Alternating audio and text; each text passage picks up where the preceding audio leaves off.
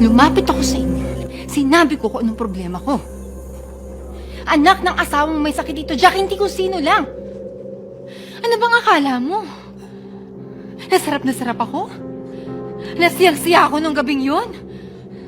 Trinato mo akong parang asong pinasahan mo ng buto pagkatapos mong luwayan.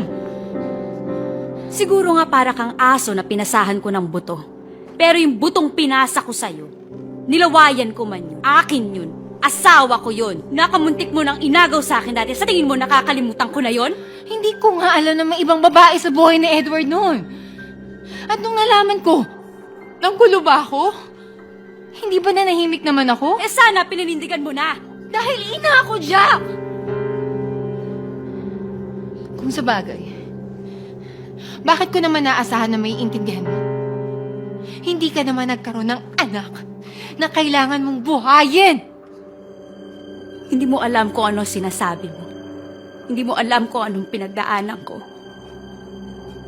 Nanghiram ka ng asawa. Pinahiram kita. Ang sabi mo isang gabi lang ngayon gusto mo nang angkinin? Sino ka? Diyos ka ba para kontrolin ang buhay ng anak mo? Kung mabubuhay ang anak mo, mabubuhay. Kung mamamatay siya, mamamatay. Tanggapin mo! Subukan mo.